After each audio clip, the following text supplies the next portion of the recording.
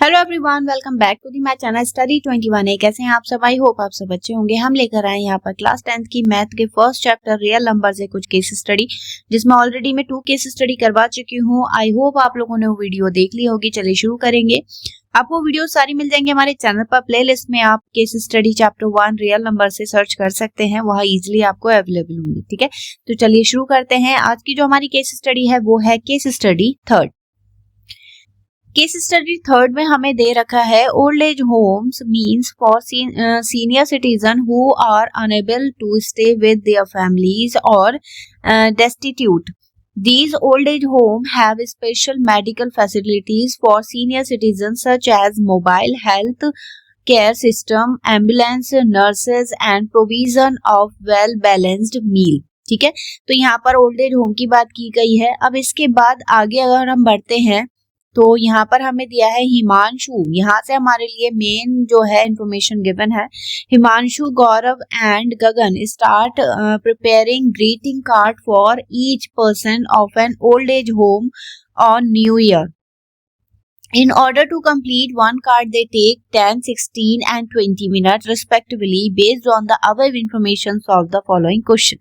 तो यहाँ पर हमें बोला गया है कि हिमांशु, गौरव और गगन जो है वो ओल्ड एज होम में जितने पर्सन रह रहे हैं उनके लिए एक कार्ड तैयार कर रहे हैं, और हर एक कार्ड को तैयार होने में 10, 16 और 20 यानी 10, 16 और 20 मिनट्स लग रहे हैं। तो आप इसी बेस पे हमें क्वेश्चंस के आंसर करने हैं।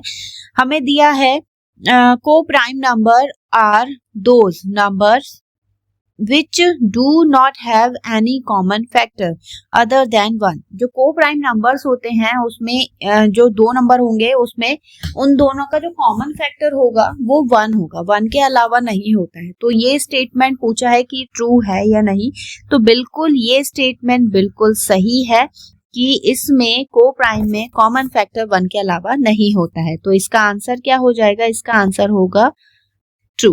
ठीक है, अब इसके बाद देखिएगा नेक्स्ट क्वेश्चन। नेक्स्ट क्वेश्चन में दिया है find the sum of the powers of all different prime factor of the numbers 10, 16 and 20। तो देखिए हमारे नंबर्स कौन कौन से हैं। पहला नंबर जो हमें दे रखा है वो है 10, फिर 16 और 20। तो इनके तो पहले फैक्टर कर लीजिए। तो इसका फैक्टर तो आएगा 2 into 5। ठीक है, 16 के फैक्टर क्या आएंगे? 2 into 2 into 2 into 2, और इसमें आएंगे 2 into 2 into 5। ठीक है, अब देखिए इसमें 2 की पावर कितनी है? 2 की पावर 1 मल्टीप्लाई 5 की पावर कितनी है? 1। यहाँ पर 2 की पावर कितनी है? 4, और लास्ट में 2 की पावर 2 है और 5 की पावर 1। अब हमें इनकी पावर ऐड करनी है। ठीक है, तो 2 की पावर पहले कितनी है? 1 प्लस 4 प्लस 2। ठीक है, फिर 5 की पावर ऐड करेंगे तो 1 प्लस 1। इन सबको ऐड कर दीजिए। 1 प्लस 4 प्लस 2 कितना हो जाएगा? 7, 7, 8, 9। तो इसमें जो पावर आएगी सबकी कंबाइन करके वो कितनी आ जाएगी? 9 आ जाएगी। ठीक है, तो इसके बाद देखिएगा next question. If all of them started together then what time will they start preparing a new card together.